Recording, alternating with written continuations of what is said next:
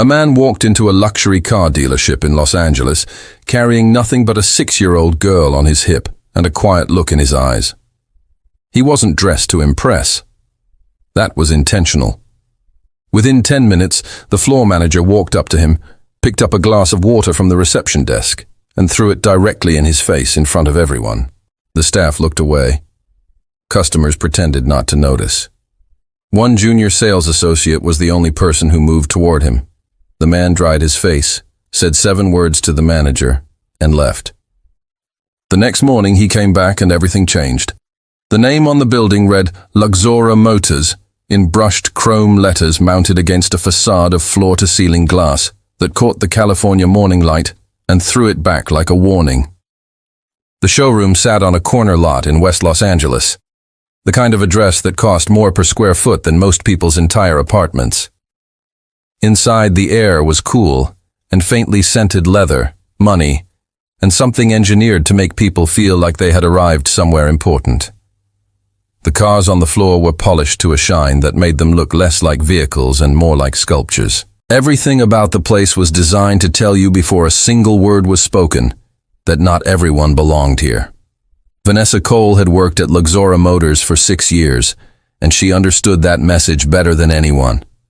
She was the floor manager, sharp-dressed, sharp-eyed, and sharper still when it came to reading a room. She could identify a serious buyer within 30 seconds of them walking through the door, the way they moved the watch on their wrist, the confidence in their step. She had built her reputation on turning high-value clients into closed deals, and she protected that floor like it was hers. In many ways, she acted as though it was. Jason Miller had been at Luxora Motors for less than 3 months. He was 26, still learning the product catalog, still figuring out the unspoken rules of the showroom floor. He wasn't cynical yet. He still made eye contact with every customer who walked in, regardless of what they were wearing. His colleagues had already started to find that slightly irritating. Mark Reynolds, the showroom director, ran the operation from a glass-walled office at the back of the floor. He was not unkind, but he was pragmatic in a way that had over the years quietly replaced his instincts about people with instincts about numbers. He tracked revenue, monitored conversion rates, and trusted Vanessa to keep the floor running the way he liked it, clean, professional, and profitable. Daniel Brooks arrived at 9:47 on a Tuesday morning. He drove himself, no driver, no assistant, and parked a 2-year-old sedan 3 blocks away and walked the rest. He was wearing a plain white button-down shirt, khaki trousers, and shoes that had been resoled at least once. He was carrying Emma on his left hip. She was 6 years old, dark-eyed, and holding a small insulated water bottle with both hands, the kind designed for children decorated with printed stars. Daniel had brought her because his usual childcare had fallen through that morning and he hadn't wanted to reschedule. He had been planning this visit for weeks. What no one on that showroom floor knew, what Daniel had not told anyone outside his executive team, was that he was not there as a customer. He was the founder and principal shareholder of Aurora Automotive Group, the parent company that owned Luxora Motors, along with 11 other dealerships across 5 states. For the better part of 4 months, internal reports had been flagging the same location, Luxora Motors, West Los Angeles. Complaints from customers who felt they had been assessed and dismissed before a single salesperson had approached them. A pattern of selective service, attentive to clients who looked the part, cold to everyone else. The reports were consistent enough that Daniel had decided to see it for himself, without warning, without the filter that came with being recognized. He had done this before at other locations. It was the only way to know what was actually happening on the floor. He stepped through the front door and set Emma down beside him, keeping her hand in his. She looked up at the cars with wide eyes and immediately pointed at a white convertible near the center of the room. Daniel smiled and let her pull him a step closer. They stood there for a moment, just the two of them taking it in. No one approached them. 2 sales associates on the far side of the floor made brief eye contact with Daniel and looked away. A third was busy with a couple who had arrived in a car Daniel recognized as a current-year luxury import, and so that associates' attention was entirely elsewhere. Vanessa was near the reception desk speaking with a man in a tailored suit, the kind of client the floor had been designed for. She noticed Daniel and Emma the moment they walked in. She said nothing, but she watched. Jason was the only one who moved. He had been restocking brochures near the entrance when Daniel arrived, and he walked over within the first 2 minutes, introducing himself simply and asking if there was anything he could help them find. Daniel told him they were just looking, that he wanted to get a sense of the floor. Jason nodded and offered to answer questions whenever they were ready, then stepped back without hovering. It was by any reason herself from her client and walked over. The walk itself carried a particular quality, unhurried, deliberate, the kind of walk that communicated authority before a word was spoken. She stopped in front of Daniel and looked at him the way a person looks at something that has appeared in the wrong place. Her eyes moved from Emma to the small puddle, to Daniel's face, to the general state of his clothing, and the assessment took less than 3 seconds. "This isn't a playground," Vanessa said. Her voice was level, but there was no warmth behind it. Daniel was about to respond when Vanessa reached across the reception desk, picked up a full glass of water that had been sitting there for a staff member, and threw it directly into his face. The gesture was fast and deliberate. The water hit him across the chest and neck and soaked into his shirt. Emma made a small sound and stepped back. The floor around the reception desk went quiet. 2 customers near the window turned to look. A sales associate nearby stared at the floor. "I think you're in the wrong place," Vanessa said, still in that same controlled tone. "Take your daughter and go before you make more of a mess." The room stayed quiet. No one objected. No one stepped forward. The couple near the window looked away. The associate who had been watching looked down at his phone. The floor returned to its curated silence, as if the entire exchange had simply been absorbed into the walls. Jason was across the room when it happened. He had seen it, all of it. He crossed the floor in a few seconds, pulling a handful of paper towels from the counter near the water station, and handed them to Daniel, without a word of justification or apology on Vanessa's behalf. Then he crouched down to Emma's level and asked her quietly if she was okay. Emma looked at him for a moment and gave a small nod. Daniel dried his face and the front of his shirt. He did not raise his voice. He did not look at the other customers or the associates who had looked away. He looked only at Vanessa, and what was in his expression was not anger. It was something quieter and more certain than anger. "Tomorrow," Daniel said, "you'll understand what respect is worth." Vanessa held his gaze for exactly 1 second, before dismissing him with a slight turn of her head, already moving back toward her client. Daniel lifted Emma back onto his hip and started toward the exit. He stopped once beside Jason, who was still standing near the reception desk.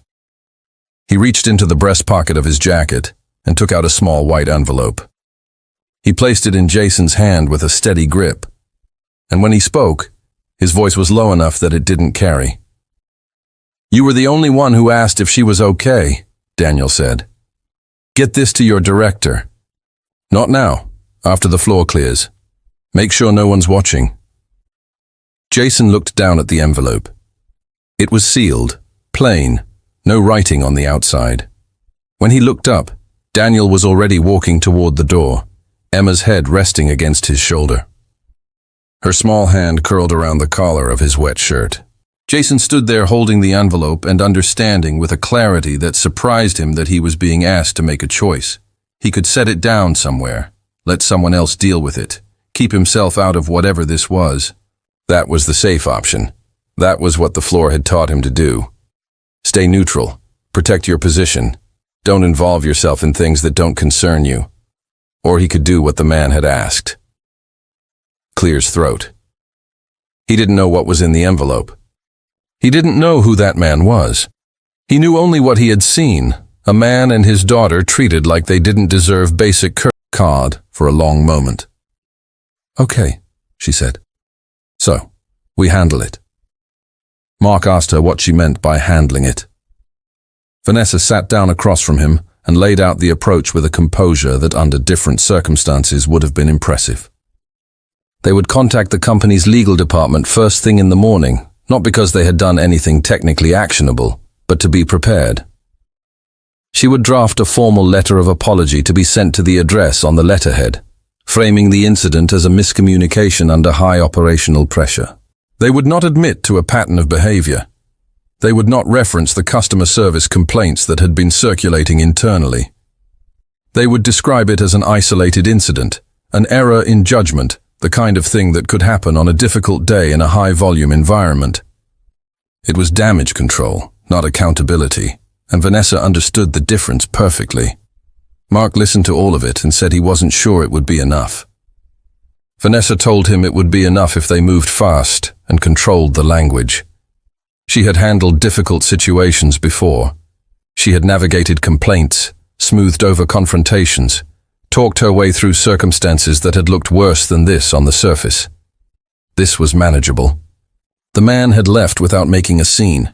He hadn't called anyone on the spot, hadn't recorded anything publicly, hadn't threatened legal action to her face. That meant there was still room to shape the narrative. What neither of them mentioned, what both of them were carefully not saying, was that the security cameras had been running all day, as they always were, recording everything on the showroom floor. Jason had not gone home. He had walked to his car in the parking structure behind the building, sat in the driver's seat for a while, and then gone back inside through the side entrance, which he knew the code for. He had told himself he had forgotten something at his desk. He wasn't sure he believed that. He walked through the side corridor that ran along the back of Mark's office, and he heard their voices clearly through the wall. Not every word, but enough. The phrase isolated incident came through twice. He heard Vanessa say, "We control the framing," with the same flat confidence she used when closing a sale. Jason stood in the corridor and thought about the envelope he had carried for 9 hours. He thought about the man who had handed it to him and said nothing beyond what was necessary. He thought about Emma, who had showed Jason crossing toward them with a handful of paper towels crouching down to Emma's level. The room was completely still. Vanessa stood at the edge of the group with her arms at her sides, watching herself on the screen. There was nothing to reframe. There was no version of the language that could reshape what the footage showed. She had spent 16 hours constructing an architecture of justification, and it had taken one sentence to dissolve it entirely. Daniel spoke to the group directly and without theatrics. He said this was not the standard that Aurora Automotive Group held at its locations, so that it had never been the standard, and that it would not be going forward. Then he delivered the decisions that had been formalized that morning with the executive board. Mark Reynolds was relieved of his director position effective immediately and reassigned to a customer service oversight role at the corporate level, a role with no floor authority and direct accountability to the compliance team. Vanessa Cole was placed on suspension with pay pending a formal conduct review with a strong recommendation from the board that her contract be terminated at the conclusion of that process. Jason Miller was appointed interim floor manager effective that same day.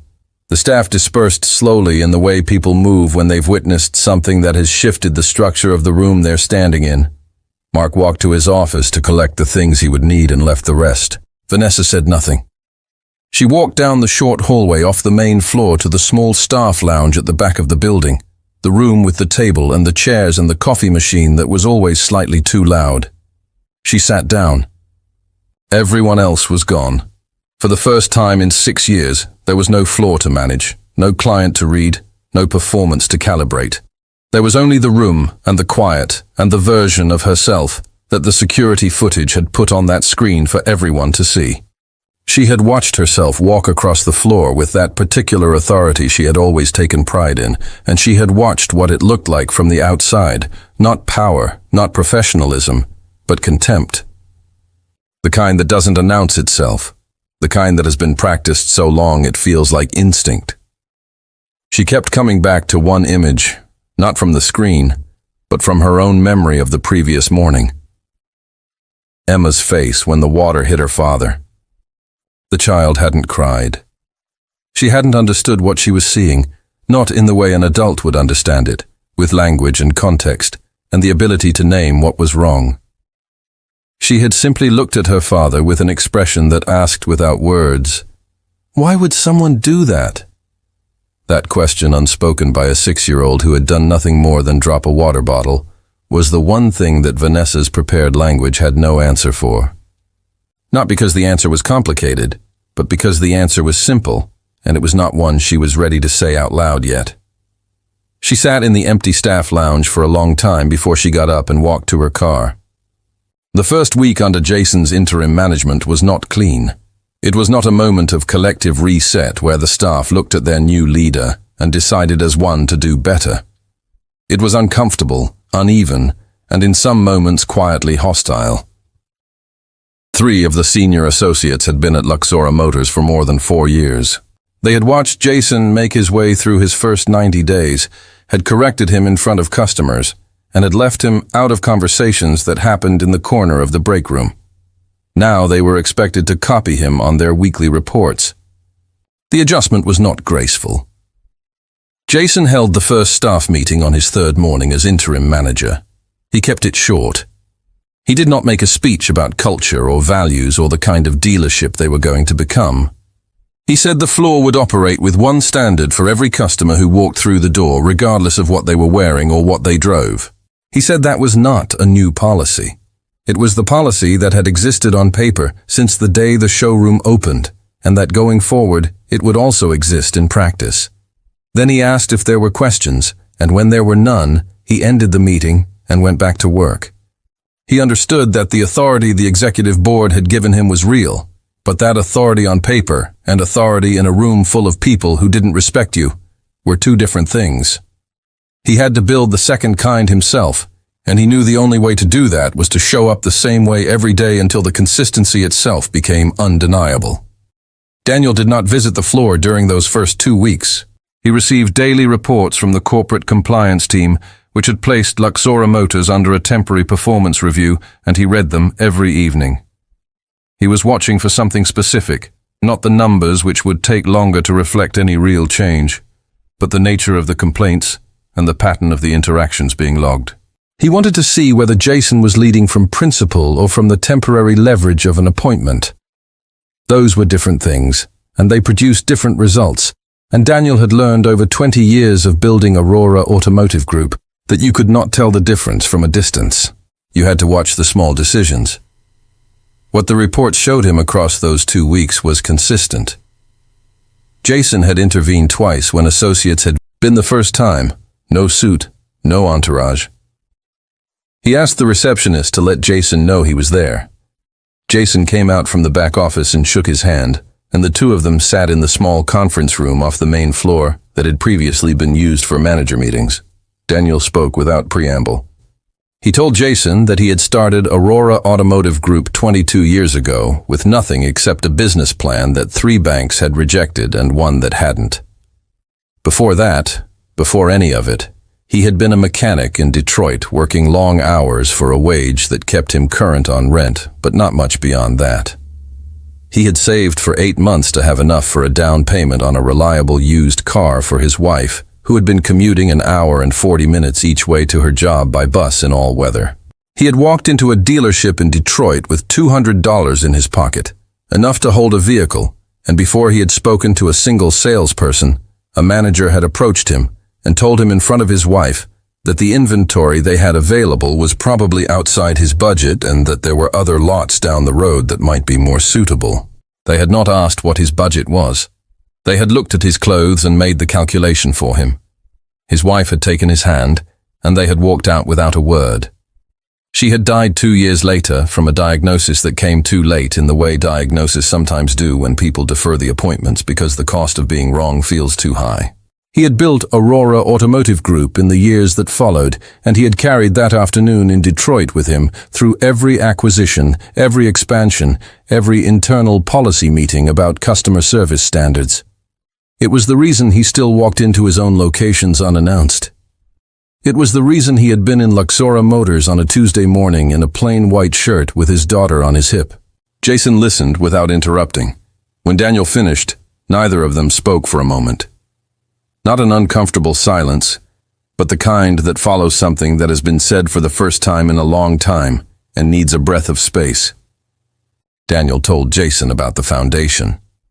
Aurora Automotive Group had been funding it quietly for 3 years, a community initiative designed to help working adults with limited income access reliable transportation. Not charity in the way the word was often used, but structured support, low-interest vehicle financing, employment-based qualification criteria, maintenance partnerships with independent shops. It operated in 4 cities and was due to expand. Daniel said he was looking for someone to help run the community engagement side of the program, someone who understood what it felt like to be in a room where you weren't sure you were welcome, and who knew how to change that room from the inside. He asked Jason to think about whether that was something he wanted to be part of. Jason said he didn't need to think about it.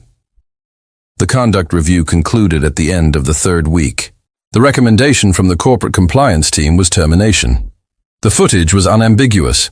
The pattern of behavior documented in the internal complaints was consistent, and there was no procedural basis on which to argue the outcome. Vanessa was informed of the